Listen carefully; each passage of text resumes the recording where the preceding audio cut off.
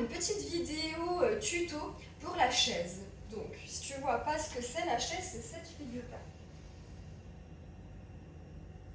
Parce que je vois beaucoup de personnes, de débutantes, ne pas réussir, se frustrer sur cette figure. Je vois beaucoup de demandes de conseils sur les réseaux sociaux, etc.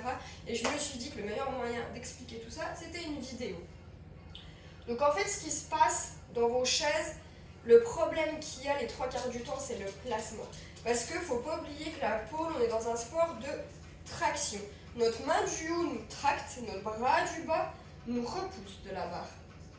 Donc déjà, réussir à comprendre ça. Ensuite, normalement, en pole, on apprend à marcher autour de la barre. C'est-à-dire que quand tu viens utiliser une barre, tu n'es pas toute collée à la barre comme ça.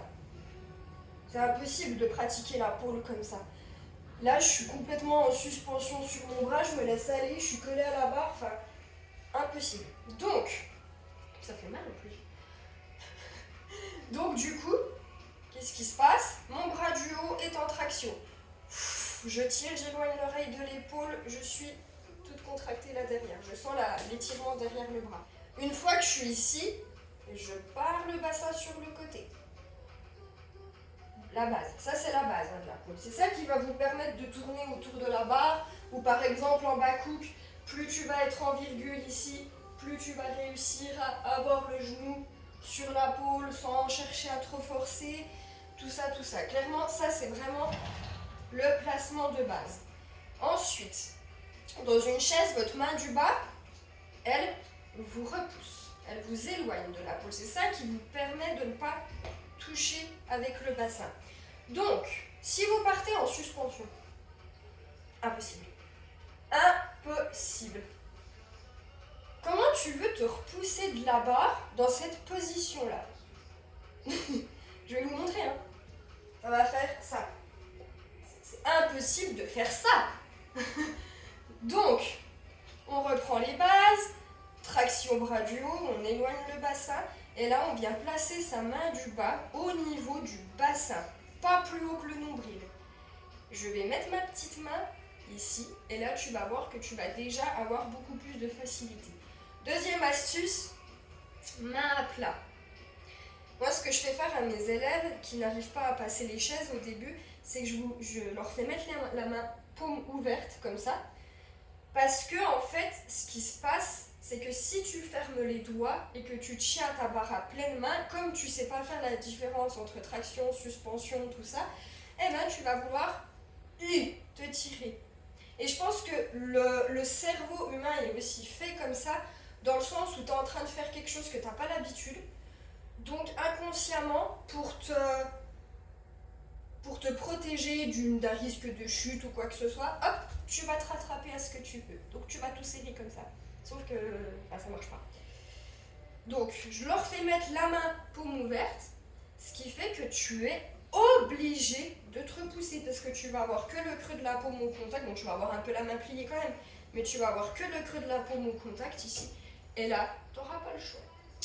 Donc ici, viens fouetter ta jambe extérieure pour bien te donner un bon élan, pour bien tourner autour de ta peau. Ici, je vais venir chercher à mettre ma main à plat et je vais tout de suite bien tenir et je vais avoir le bras droit tout le long. Ou alors, ce que tu peux faire, là je l'ai un peu fait aussi, c'est soit donc partir directement la main à plat ou alors te donner ton élan, commencer à décoller et au moment où tu vas aller sur la pole, comme ça tu viendras mettre ta main à plat. Ce qui va nous faire ici, bam, je décolle et je pose ma main. Et ça peut aussi être par exemple un début de reverse grab. Tu viens coller ta main, hop, tu lâches et tu passes devant la paume. On va s'arrêter là parce que sinon là je ne m'arrête plus. Mais voilà, encore une fois, je te remontre une dernière fois.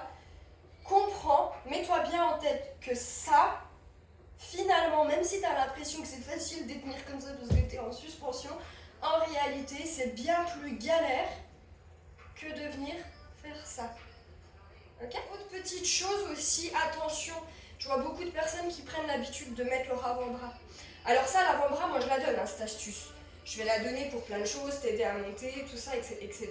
Au début, oui, l'avant-bras aide beaucoup. Mais par contre, dans les chaises, quand vous faites cette astuce-là, souvent, pareil, encore une fois, vous êtes mal placé, vous êtes en suspension. C'est-à-dire que vous allez mettre votre avant-bras là, vous avez l'impression qu'il vous sert à quelque chose, mais pas du tout. Donc en fait, vous allez être là et vous allez vous retrouver la tête entre les bras. Et en fait, encore une fois, vous n'êtes pas en chaise et vous ne travaillez pas sur renf. Donc vraiment, pour renforcer, ce que tu peux faire, c'est par exemple des petites pompes pour travailler ton poussé. Pompe gainage, parce que la chaise c'est beaucoup de gainage et les équilibres, alors pas forcément les équilibres sont mieux. Moi j'ai très peur des équilibres et pourtant j'en fais beaucoup avec la pôle. Mais juste travailler par exemple ces petits poussés là, échauffe bien tes poignets aussi, hein, parce que pour faire ça c'est violent pour les poignets. Ici vous savez les petites montées en petites boules, ici et t'es censé hop, monter les fesses et descendre. Ça c'est des trucs qui vont travailler tes poussés aussi. Voilà, je pense que j'ai donné pas mal de petites astuces. N'hésite pas si tu as des questions. N'hésite pas à enregistrer la vidéo pour la regarder plus tard si besoin. N'hésite pas à partager et j'espère que cela t'aidera.